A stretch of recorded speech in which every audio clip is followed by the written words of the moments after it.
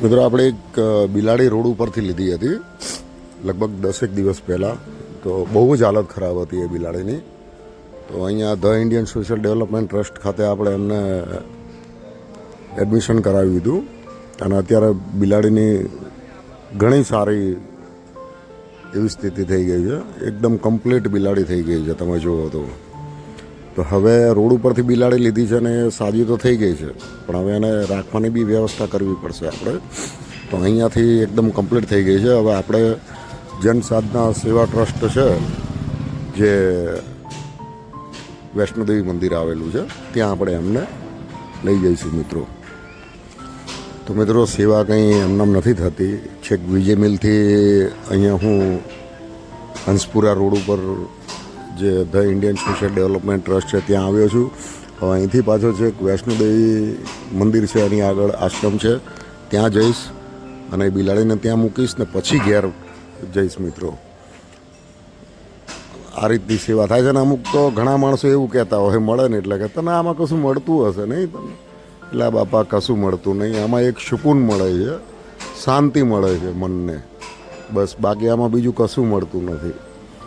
અને જેને મળે છે એને શાંતિ નથી મળતી, એવું છે. આ જે સેવા કાર્ય છે, સેવા કાર્યમાં જો પૈસાના લોભથી તમે સેવા કરો ને અને એને પૈસા મળે ને તો એને શાંતિ ના મળે, એટલી તો મારી ગેરંટી છે.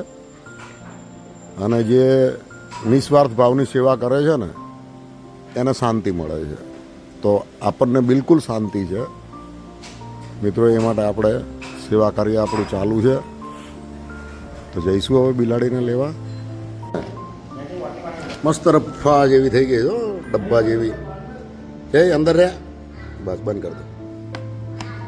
ડબ્બા જેવી થઈ ગઈ ભાઈ, કમ્પ્લીટ.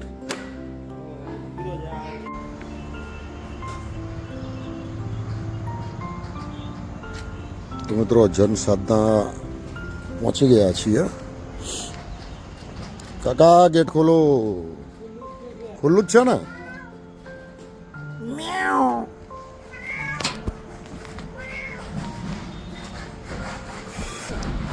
તો મિત્રો આ જન સાધના સેવા ટ્રસ્ટ આશ્રમ છે, જોઈ શકો છો. Simba animal care. અને અહીંયા સામેની સાઈડમાં બધા વૃદ્ધોનું છે. એ તો આપ લોકોને મેં કહેલું જ છે, જોઈ શકો છો. ચાલે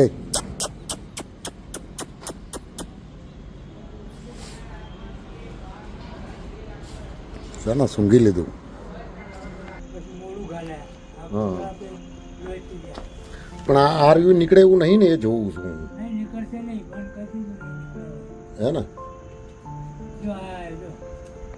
એ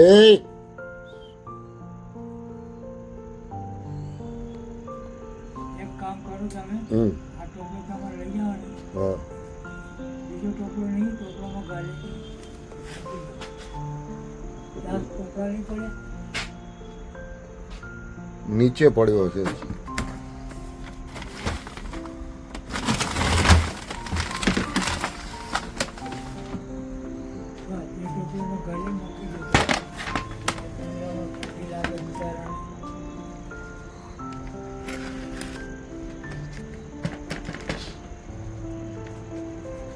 નીકળશે નહીં, આમાં આમ જ મૂક્યા હતા. હા.